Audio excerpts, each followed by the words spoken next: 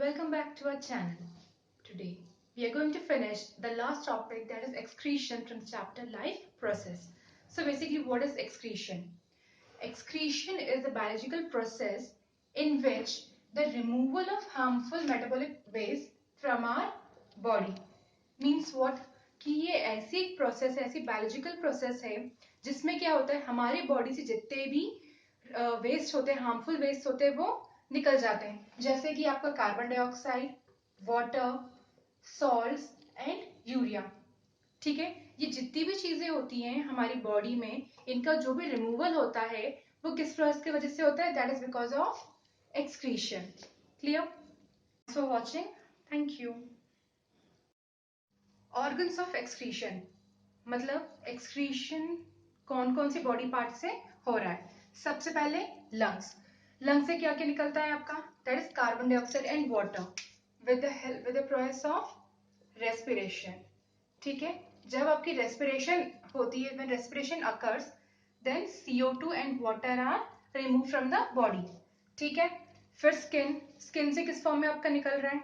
In the form of sweat, water, salts and small amount of urine. ठीक है, then liver. Liver is very important. Liver is the very important part. यहाँ क्या होता है कि आपके जो प्रोटीन्स होते हैं वो ब्रेकडाउन करते हैं और क्या फॉर्म करते हैं? यूरिया. ठीक है, मतलब लिवर में क्या होगा, आपके जितने प्रोटीन्स होंगे वो ब्रोकन डाउन होंगे और उसके वजह से क्या फॉर्म होगा? आपका यूरिया. और नाउ अब यूरिया क्या है? यूरिया इज अ नाइट्रोजीनियस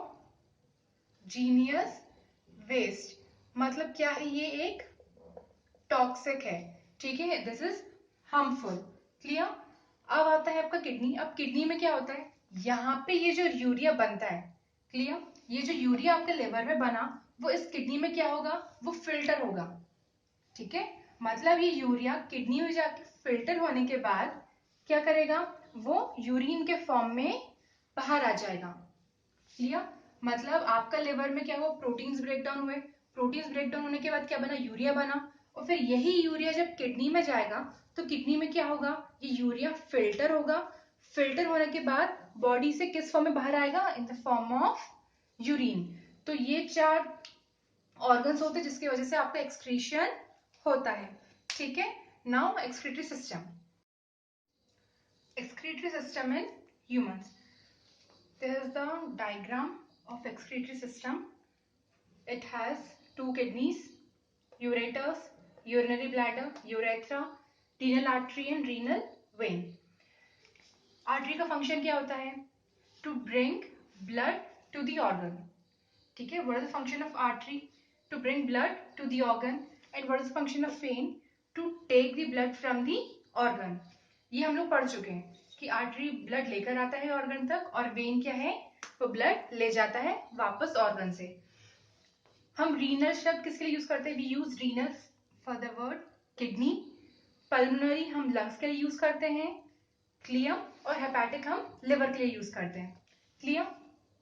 तो ये हो गई हमारी रीनल आर्टरी, रीनल वेन. अब किडनी का काम क्या होता है? What is function of kidney? To produce urine.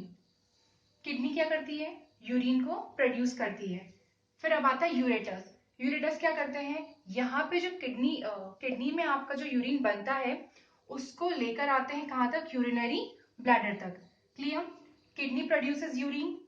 Ureters bring the urine to the urinary bladder.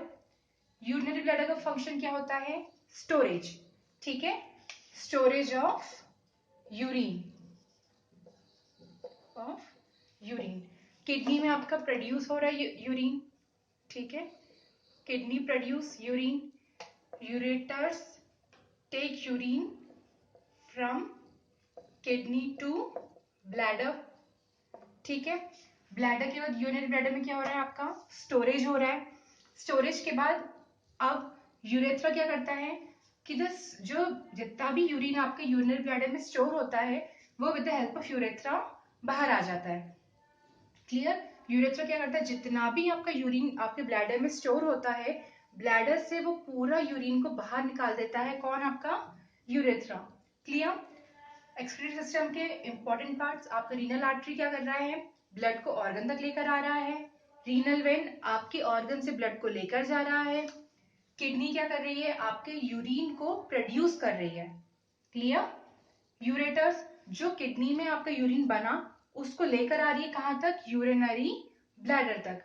और ब्लैडर में क्या होता है आपका, storage of urine, storage of urine. अब स्टोरेज ऑफ यूरिन के बाद क्या होता है, यूरेथ्रा। यूरेथ्रा क्या करता है कि जितना भी आपका स्टोर्ड यूरिन होता है वो यूरेथ्रा से यूरिन के फॉर्म में पूरा बाहर निकल जाता है। क्लियर? तो ये था अपना excretory system in humans. In kidney, जो हमारी दोनों किडनीज होती हैं, ठीक है, दो किडनीज होती हैं, तो जो दोनों किडनीज होती हैं वो किसकी बनी होती है, वो मिलियंस ऑफ यूनिट की बनी होती है, जिसको हम क्या बोलते हैं, नेफ्रॉन। ठीक है, और जो नेफ्रॉन होता है that is it is the functional unit of kidney. Clear? मतलब जो किडनी है वो मिलियंस ऑफ नेफ्रॉन्स की बनी होती है, और जो नेफ्रॉन होता है वो क्या होता है, वो फंक्शनल यूनिट होती है किडनी की। क्लियर? तो हम नेफ्रॉन का स्ट्रक्चर देख लेंगे। बुक्स में कॉम्प्लिकेटेड होता है, आप ऐसा भी बना सकते हो, ये इजी है, बिल्कुल कुछ नहीं। आपको एक सिर्फ छोटा सा एक कप जैसा बनाना है और बस 2-3 वायरिंग बनानी है और एक यू शेप स्ट्रक्चर और वायर। बस नाम याद रख लेना, नाम दिखने में टफ है लेकिन वेरी इजी। ठीक है, ये जो आपका राउंडेड स्ट्रक्चर है, ठीक है, इसको हम बोलते हैं ग्लोमेरुलस। ठीक है, ये आपको क्या होता है, ग्लोमेरुलस। ग्लोमेरुलस क्या होता है, ये आपकी ब्लड कैपिलरीज हैं। ठीक है, मतलब ग्लोमेरुलस क्या होता है, ये बहुत बहुत ही ज्यादा बंच ऑफ ब्लड कैपिलरीज होती हैं आपके ग्लोमेरुलस में। ठीक है, फिर ये आपका जो कप लाइक स्ट्रक्चर है इसको हम बोलते हैं बोमन्स कैप्सूल। कुछ नहीं, कप बनाना कुछ नहीं। ठीक है, तो ये जो कप लाइक स्ट्रक्चर है इसको हम क्या बोल रहे हैं, बोमन्स कैप्सूल। फिर आती है आपकी एफरेंट आर्टियोल। एफरेंट आर्टियोल का काम क्या होता है कि ये क्या करती हैं, ब्लड लेकर आती हैं टूवर्ड्स ग्लोमेरुलस। मतलब इससे क्या होता है, आपका जो ब्लड होता है वो कहाँ आता है, आपके ग्लोमेरुलस में। फिर इफरेंट आर्टरियोल, ये क्या करती हैं, जो ब्लड आया है ग्लोमेरुलस में उसको वापस ले जाती है, same as artery and vein का काम। ठीक है, मतलब यहां से आपका ब्लड आया टूवर्ड्स ग्लोमेरुलस और वापस ग्लोमेरुलस से जो ब्लड चला जाता है वो किसके जा रहा है, किसकी मदद से, with the help of efferent आर्टरियोल। Clear? अब आता है आपका पीसीटी। पीसीटी मतलब क्या, प्रॉक्सिमल कॉन्वोल्यूटेड ट्यूब। टफ है कुछ नहीं, देखो प्रॉक्सिमल का मतलब क्या होता है, क्लोज टू। ठीक है, अच्छा, जो ग्लोमेरुलस होता है और बोमेन्स कैप्सूल होती है, इन दोनों को मिला के क्या बोलते हैं, मैल्फिजियन ट्यूब्यूल। दोनों को साथ में क्या बोलते हैं, मैल्फिजियन ट्यूब्यूल। ठीक है, तो आपका जो प्रॉक्सिमल कॉन्वोल्यूटेड ट्यूब होता है, मतलब प्रॉक्सिमल मतलब क्लोज टू, कॉन्वोल्यूटेड मतलब कॉइल, और ट्यूब्यूल मतलब आपका ट्यूब। ठीक है, मतलब close to malpighian, close to malpighian coil tubes. ठीक है, मतलब पीसीटी का मतलब क्या, प्रॉक्सिमल कॉन्वोल्यूटेड ट्यूब का मतलब क्या हो गया कि आपके मैल्फिजियन ट्यूब्स के पास जो जिसके थ्रू ट्यूब्स निकल रही, दैट इज आपका PCT, close to malpighian tubes. ठीक है, अब डीसीटी मतलब क्या, कुछ नहीं, वापस डीसी, डी का मतलब क्या है, डिस्टल, और डिस्टल का मतलब है डिस्टेंस, मतलब मैल्फिजियन ट्यूब से डिस्टेंस में है, जो दूर पे है। सेम कॉन्वोल्यूटेड का मतलब क्या है आपका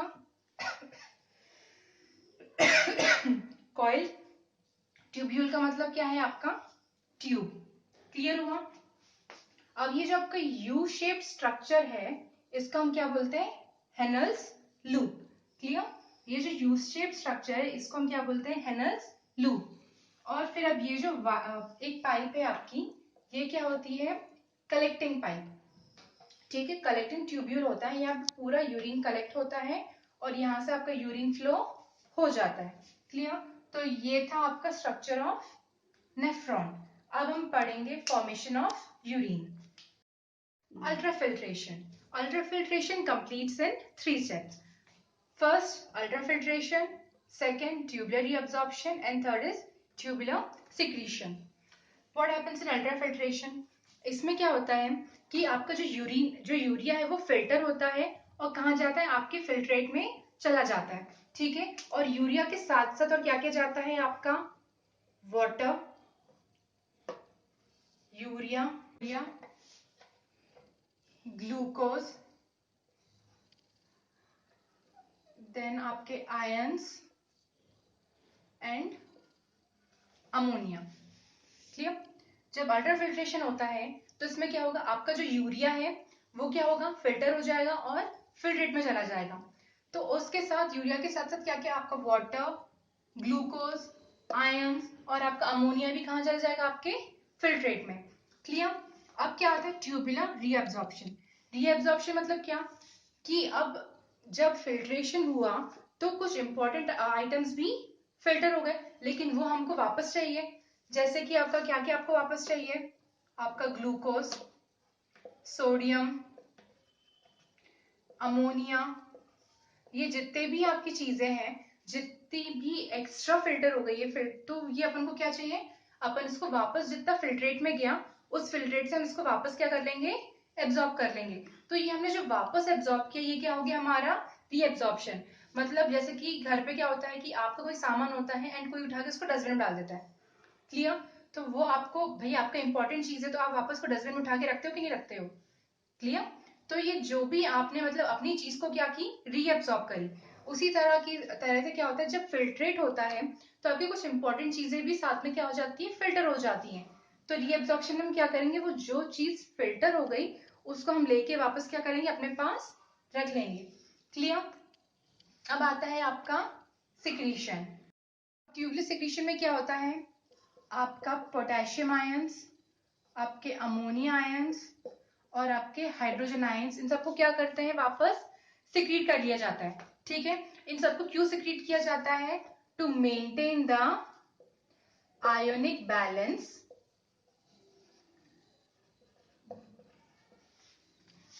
to maintain the ionic balance. ठीक है। आपका जो आयोनिक बैलेंस कहां पे, इन यूरिन।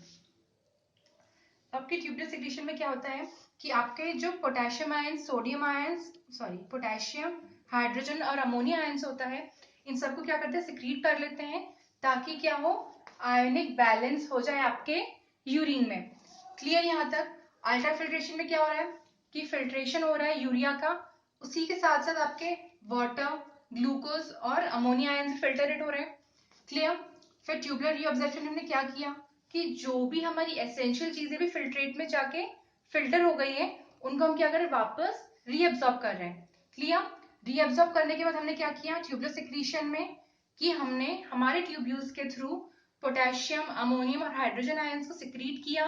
क्यों, ताकि हम आयनिक बैलेंस बना सकें। अब हम आयनिक बैलेंस हमें क्यों मेंटेन करना रहता है, देखो एक और पॉइंट होता है, that is the water conservation. ये भी होता है। आप लोगों ने देखा होगा कि विंटर के टाइम पे आप जो यूरिन पास करते हो वो कॉन्सेंट्रेटेड नहीं होता, लेकिन समर्स में जब यूरिन पास करते हो वो कॉन्सेंट्रेटेड होता है। कॉन्सेंट्रेटेड मतलब येलो कलर और नॉन कॉन्सेंट्रेटेड मतलब आपका व्हाइट कलर यूरिन होता है। ठीक है।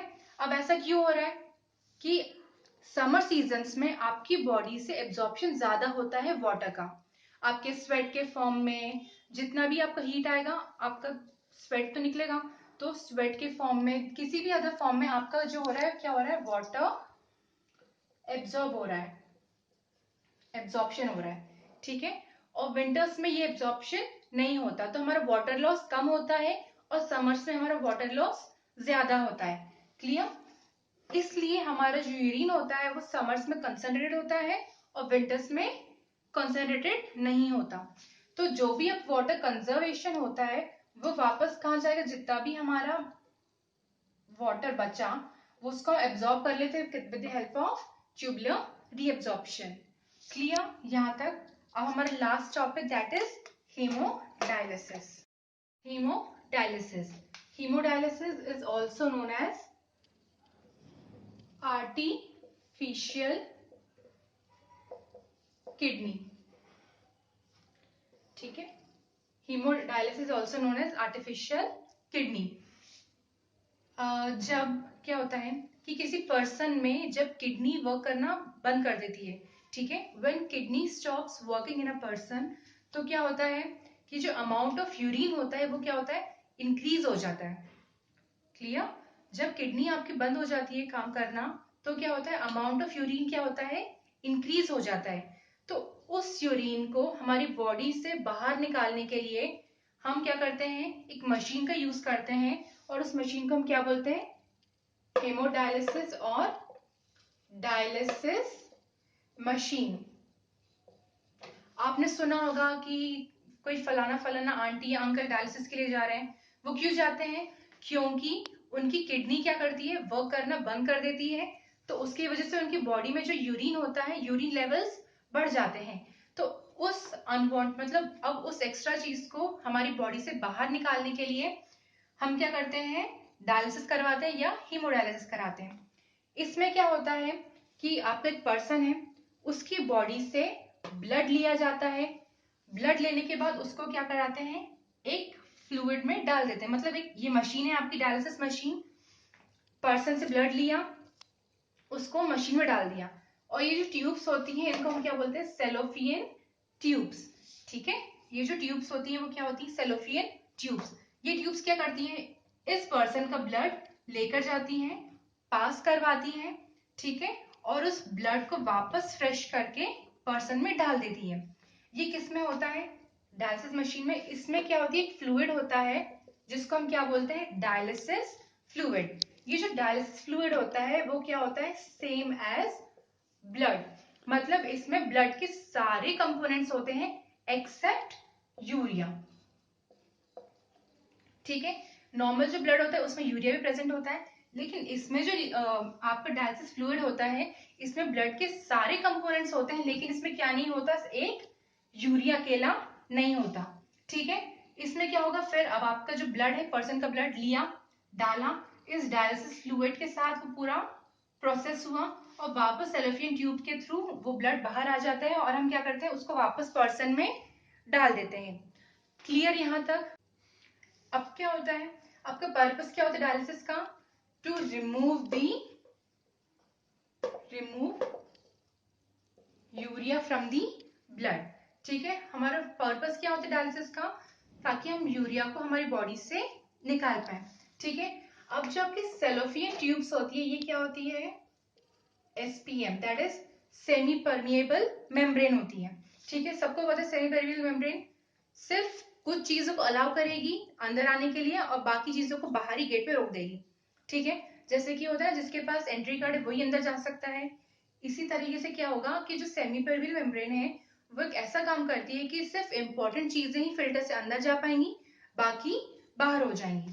ठीक है, जब हम पर्सन से ब्लड लेते हैं और हम इसके थ्रू पास कराते हैं, तो कभी कभार क्या होता है कि जो ब्लड है वो यहाँ से आपके डायलिसिस फ्लूइड में आ जाता है। क्लियर? वो डायलिसिस फ्लूइड में क्यों आता है, बिकॉज ऑफ डिफ्यूजन। ठीक है, बिकॉज ऑफ डिफ्यूजन। डिफ्यूजन की वजह से क्या होता है कि आपका जो ब्लड होता है वो किस में आ जाता है, आपके डायलिसिस फ्लूइड में। अब यहाँ डिफ्यूजन क्यों हो रहा है, क्योंकि यहाँ पे जो कंसंट्रेशन है वो ज्यादा है ना, और आपके डायलिसिस फ्लूइड का जो कंसंट्रेशन है वो कम है।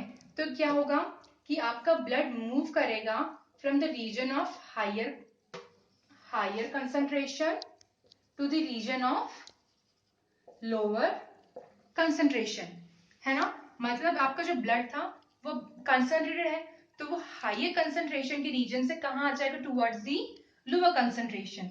क्लियर? अब जब यहाँ पे क्या होगा, आपका जब यूरिया रिमूव कर दिया जाएगा बॉडी से, तो ये जो ब्लड होगा इसको हम वापस कहाँ करेंगे, पर्सन में डाल देंगे। जब ये होल प्रोसेस हो रही होगी तो इसमें क्या होगा, जो थोड़ा वेस्ट फ्लूइड भी निकलेगा, तो उसको हम क्या करते हैं, वेस्ट फ्लूइड में डाल देते हैं, और नेक्स्ट टाइम क्या होता है, हम वापस फ्रेश फ्लूइड इसमें डालते हैं। क्लियर? क्योंकि अब हम ऑलरेडी जो वेस्ट प्रोडक्ट है उसको हम वापस तो नहीं रख सकते इसमें, तो after the whole process waste material अलग हो जाता है, और फ्रेश ब्लड और फ्रेश फ्लूइड हम वापस मशीन में डाल देते हैं। क्लियर? अब क्या होगा कि हमें बार बार फ्रेश फ्लूइड डालते रहना पड़ेगा, मतलब जितनी बार भी आपका डायलिसिस एक बार होगा, आपको उतनी next time fresh fluid use करने की जरूरत है। ठीक है, इसके बाद अब हमने क्या पढ़ा, एक्सक्रीशन इन ह्यूमंस पढ़ा। एक लास्ट टॉपिक का अपना कवर कर लेते हैं अपन, that is excretion in plants. अब प्लांट्स में एक्सक्रीशन कैसे होता है, सबसे पहले आपका ऑक्सीजन। ठीक है, आपके प्लांट्स में सबसे पहले क्या होता है, ऑक्सीजन वेस्ट होता है। Oxygen as a waste product किस में निकलता है, in the process of photosynthesis. ठीक है, जब फोटोसिंथेसिस करती है प्लांट्स, तो उसका जो वेस्ट प्रोडक्ट होता है वो क्या होता है, आपका ऑक्सीजन, और वो हम यूज करते हैं। ठीक है, फिर सेकेंड क्या होता है वेस्ट प्रोडक्ट, कार्बन डाइऑक्साइड। ठीक है, ये किस में निकलता है, जब आपका रेस्पिरेशन होता है। जब रेस्पिरेशन होती है तब आपका carbon dioxide as a waste product बाहर निकल जाता है। इसमें कोई डाउट नहीं है कि जो कार्बन डाइऑक्साइड वापस प्लांट्स यूज कर लेते हैं इन the process of photosynthesis, but आपका जो CO2 है वो एज अ वेस्ट प्रोडक्ट भी निकलता है। फिर आपका आता है वाटर। वाटर किस में निकलता है, आपका ट्रांसपिरेशन में। आपका ट्रांसपिरेशन क्यों होता है, ताकि जो वाटर है वो पूरे हायर पार्ट्स तक ट्रेवल करे। क्लियर, तो जो ट्रांसपिरेशन होता है उसमें भी वाटर आपका वेस्ट होता है, मतलब remove as a waste product हम निकालते हैं। लेकिन वापस आपका वाटर क्या होता है, फोटोसिंथेसिस में यूज होता है ना। हम वेस्ट प्रोडक्ट क्यों बोल रहे हैं, क्योंकि यूटिलाइजेशन हो रहा है, लेकिन यूटिलाइजेशन के साथ साथ लॉस ऑफ प्रोडक्ट्स बहुत ज्यादा हो रहा है। लॉस ज्यादा होता है हमको और यूटिलाइजेशन हमारा कम होता है, इसलिए हमने क्या कहा उसको, as a waste product. Clear, तो यहाँ आपका ये चैप्टर कंप्लीट होता है, लाइफ प्रोसेस।